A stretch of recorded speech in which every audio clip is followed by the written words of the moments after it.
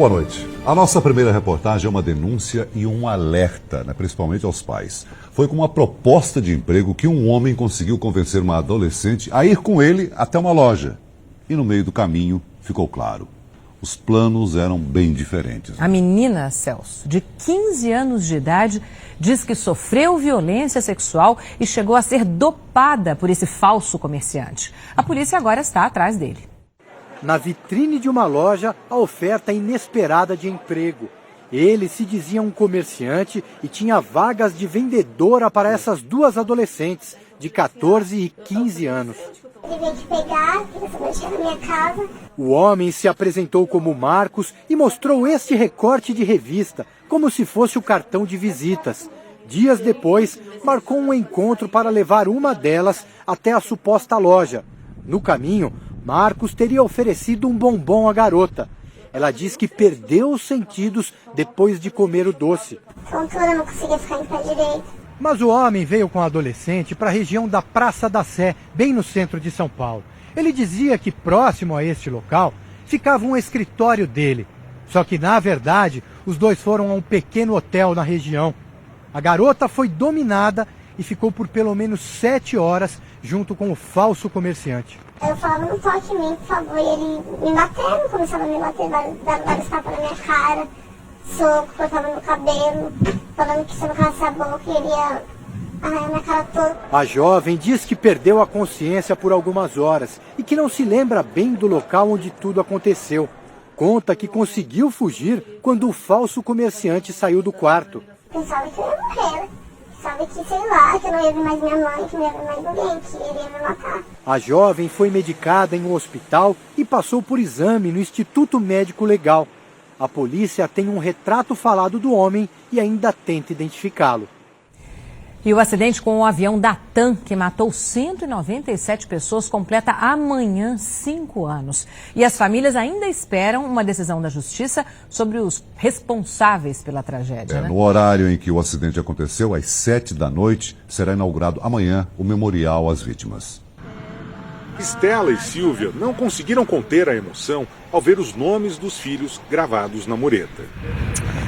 Ai, o menino tão bonito por dentro e por fora, alegre. A praça tem 8.000 metros quadrados. Tudo foi pensado para homenagear as vítimas. Ser um lugar de memória, de uma memória difícil e que celebrasse a vida e não a tristeza. O memorial foi construído no local em que ficavam os escritórios da TAM. No dia 17 de julho de 2007, às 7 da noite, há exatos 5 anos, um Airbus da empresa que vinha de Porto Alegre não conseguiu parar na pista depois do pouso. Morreram as 187 pessoas que estavam a bordo e outras 12 no edifício. Um dos principais elementos aqui do memorial é esta amoreira. A árvore já estava aqui no terreno, sobreviveu à explosão do avião e é considerada hoje pelas famílias das vítimas como um símbolo à vida. O projeto partiu da árvore, que resistiu a uma temperatura de mais de 1000 graus. A amoreira será iluminada por 199 pontos de luz, cada um representando uma vítima. Para as famílias, a entrega do memorial não encerra a luta para punir os responsáveis pelo acidente. Então é importante que a justiça seja implacável como uma prevenção de próximos acidentes, para que não aconteça. Isso daqui virou pra gente realmente um solo sagrado.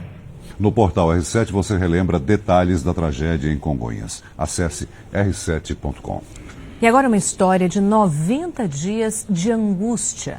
90 dias de espera por uma informação, um sinal de vida e até agora nada. Esse é o drama da família de um comerciante de São Vicente, no litoral paulista. Ele foi sequestrado quando chegava para trabalhar.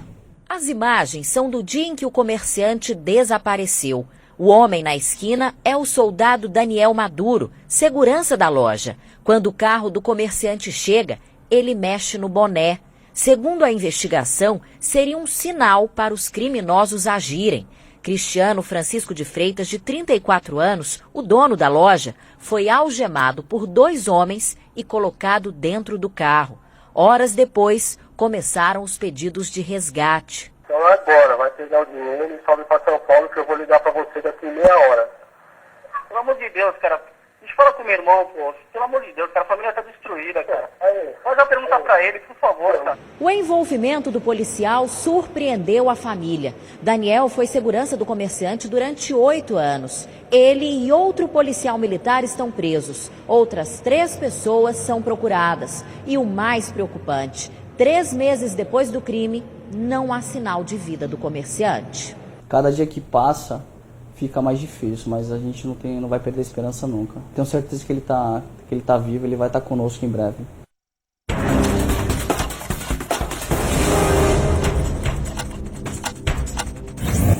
Em Marília, no interior de São Paulo, 3 veículos lotados com pacotes de cigarros foram apreendidos pela Polícia Federal.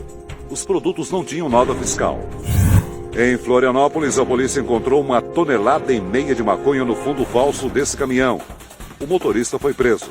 Os outros 4 homens que estavam na carreta fugiram. Seguem as buscas pelo operário que trabalhava na construção de uma barragem no interior de Mato Grosso, a 650 quilômetros de Cuiabá. Ele foi soterrado por um deslizamento de terra. Na zona norte do Rio de Janeiro, um jogo de futebol da Série C foi interrompido por causa de um tiroteio. Traficantes do Morro da Serrinha, que fica próximo ao estádio do Madureira, trocaram tiros com a polícia. Um suspeito foi baleado.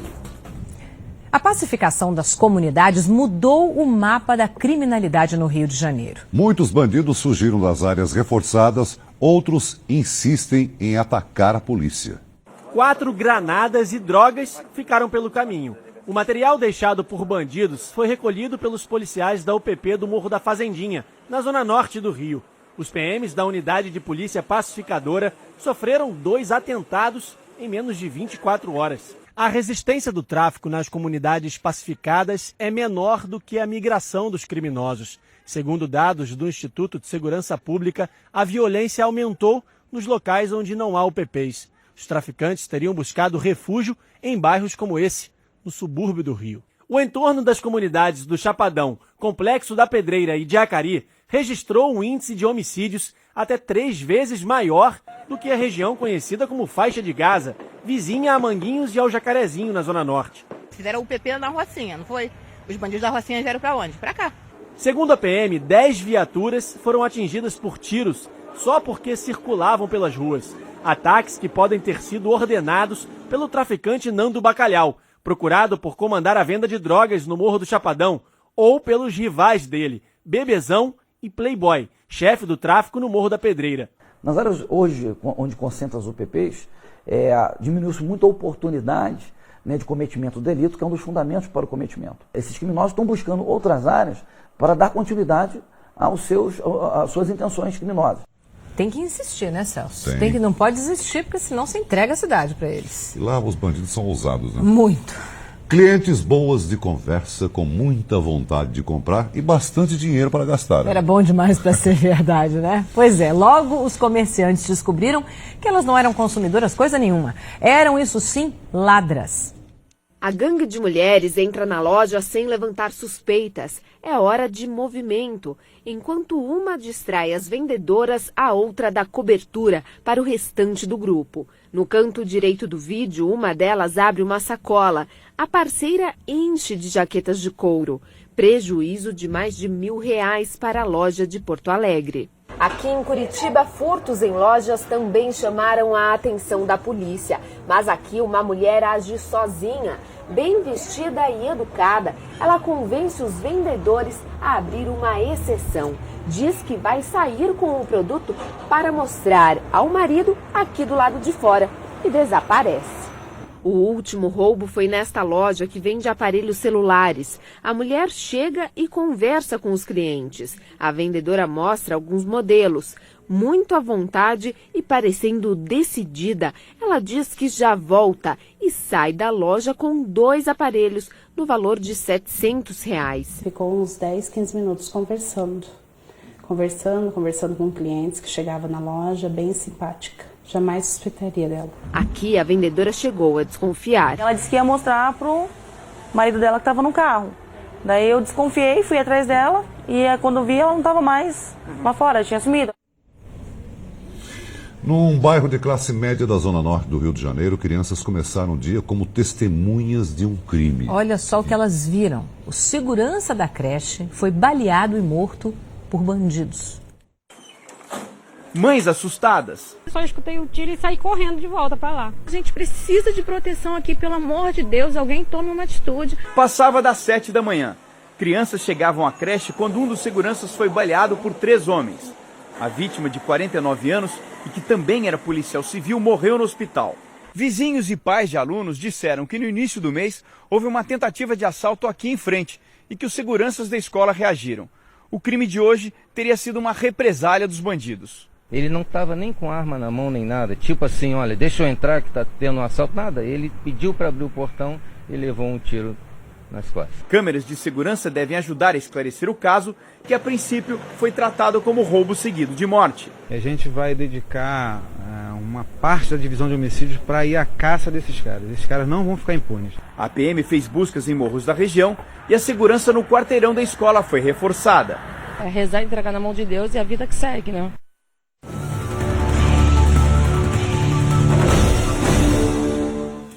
A chinesa está com a filha de 1 ano nos braços e ameaça se jogar da ponte no centro do Recife. O marido tenta convencer a mulher a desistir, mas ela não se move. Os policiais chegam e agem rapidamente. Em segundos, ela é imobilizada e retirada do parapeito da ponte. A família mora no Brasil há pouco tempo.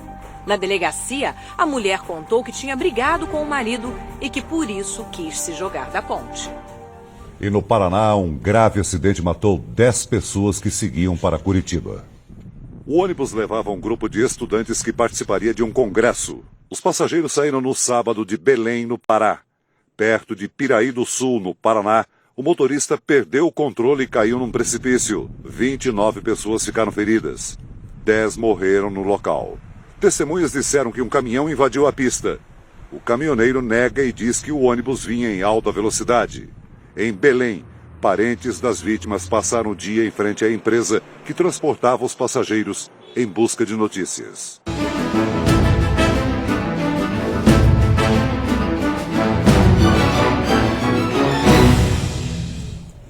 Olimpíadas de Londres. Boa parte da delegação brasileira já está na Inglaterra e os nossos atletas chegaram bem confiantes. Veja a reportagem de Adriana Araújo. Cães farejadores e armas pesadas. A segurança foi reforçada no aeroporto de Heathrow para a chegada das delegações. E o verde da nossa bandeira hoje dominou a cena. Alguns corredores chegaram da Alemanha, onde disputavam um torneio, com muitas malas e falando em vitória. Uma medalha que vai vir para o Brasil. Da Itália veio um colecionador de medalhas olímpicas, o velejador Robert Scheidt. Dono de 2 pratas e 2 ouros, ele pode se consagrar em Londres. O Scheidt, ele vem para a 5ª Olimpíada da carreira para tentar o tricampeonato olímpico inédito na história do Brasil. Coração de veterano ainda se emociona, ainda fica ansioso? A adrenalina sempre tem, né? Um pouco mais velho, um pouco mais experiente, mas ainda com muita vontade de ganhar. Só hoje, 120 pessoas da equipe olímpica do Brasil desembarcaram em Londres. Atletas do judô, da vela, do atletismo e da natação. São necessários 3 ônibus para transportar todos os brasileiros. O nadador César Cielo foi um dos últimos a desembarcar. Tentou seguir direto para o ônibus. Cielo, por favor! O apelo dos jornalistas funcionou. Bem-humorado, Cielo diz que a viagem foi tranquila. Eu dormi bastante, falar a verdade, eu não consegui nem assistir nenhum filminho aí no voo.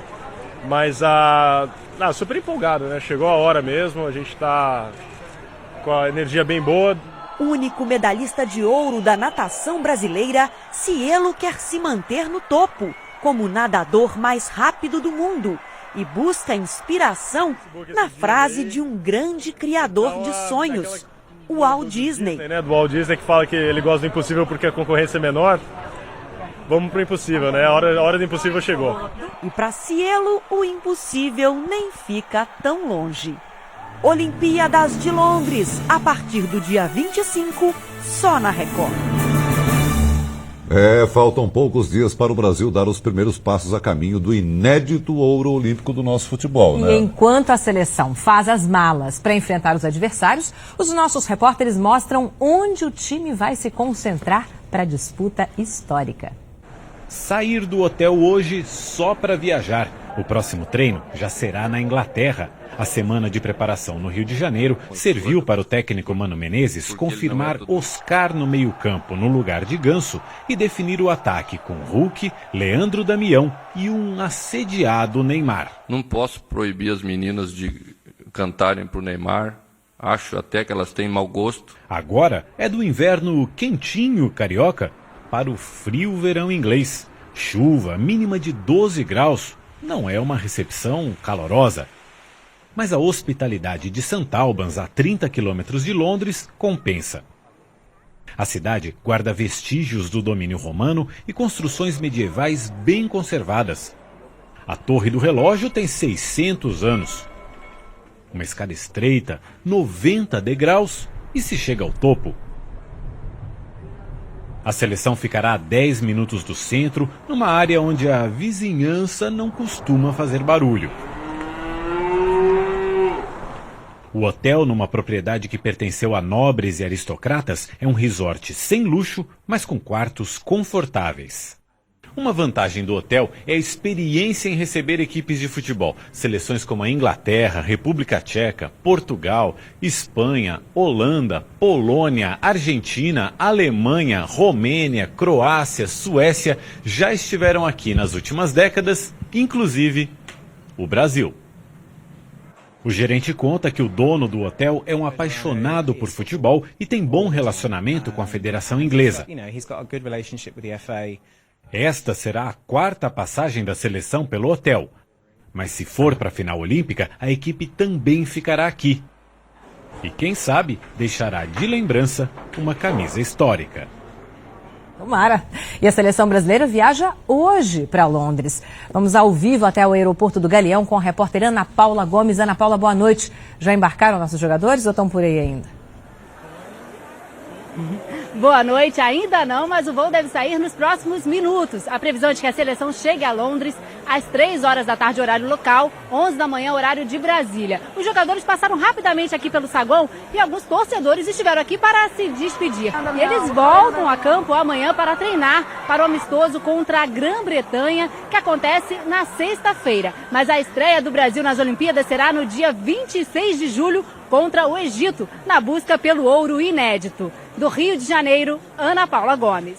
Obrigado, Ana Paula. Em São Paulo, uma exposição mobiliza a torcida para as Olimpíadas de Londres. Até o ônibus da Record pode ser visitado. Eles já estão em ritmo olímpico.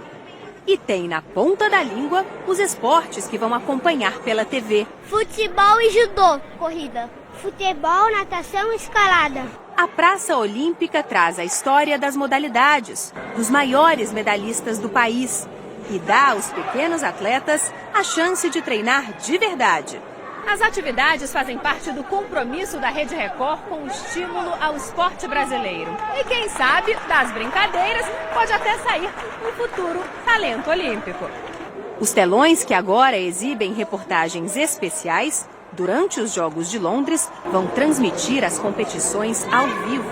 Isso acaba trazendo os pais, trazendo as famílias, né? E as crianças praticando o esporte, o incentivo, então é maravilhoso. O ônibus da Record, que percorreu o país para mobilizar a torcida, também está em exposição neste shopping em São Paulo.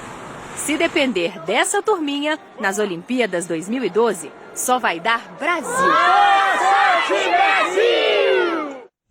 E olha, pela primeira vez na história dos Jogos Olímpicos, o Brasil vai ter um centro de treinamento exclusivo. Você vai ver agora as primeiras imagens do Crystal Palace. E saber como a infraestrutura do local pode ajudar os nossos atletas a brilhar em Londres. As portas do Crystal Palace finalmente foram abertas oficialmente para o Brasil. Mensagem de boas-vindas. A partir de hoje começam a chegar os atletas que contam com essa estrutura de 120 mil metros quadrados para treinar em busca de medalhas. O Comitê Olímpico Brasileiro fez algumas melhorias no piso das quadras e até construiu um lugar para o treinamento do vôlei de praia. O parque, usado pelos londrinos, já tem a cara do Brasil. Nenhum momento na história olímpica nós tivemos esse investimento com estas condições que foram ofertadas nessa missão. Durante os jogos, terminais de computadores serão usados para coletar informações das transmissões e aperfeiçoar o rendimento dos atletas. Por falar em tecnologia, até um robô está sendo usado para consultas médicas de especialistas que ficaram no Brasil. 138 leitos em apartamentos como este serão usados para o descanso dos brasileiros, que terão até o tradicional feijão e arroz para comer. O nadador Marcelo Quereghini foi o primeiro a experimentar. Acabei de comer aí, a comida tá muito boa, tá aprovada. Depois, foi a minha vez. Tem até pudim de leite. Cardápio nota 10. A primeira medalha do Brasil. Olimpíadas de Londres, a partir do dia 25, só na Record. E o presidente do Comitê Olímpico da Líbia foi sequestrado na capital do país, Trípoli.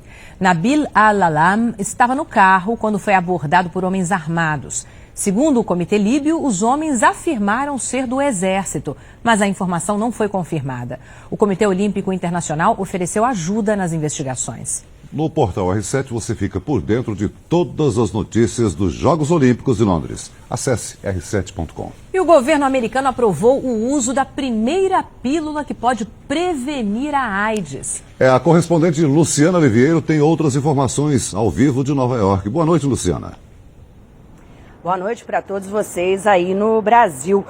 Pesquisas mostraram que o Truvada pode reduzir em até 75% o risco de contágio. O remédio já é receitado no tratamento da doença, mas agora passará a ser usado também como preventivo por grupos de risco, como homossexuais e casais em que um dos parceiros já está contaminado. Mas, que fique claro, não exclui o uso do preservativo. E a secretária de Estado americana Hillary Clinton chegou a Israel e mandou um recado para o Irã.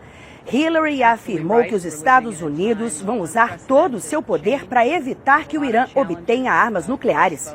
Preferimos uma solução diplomática, ela disse, mas a decisão final depende do Irã. E outro assunto muito comentado por Hillary Clinton nessa visita ao Oriente Médio é a violência na Síria. Hoje, os combates entre tropas do governo e rebeldes se intensificaram na capital do país.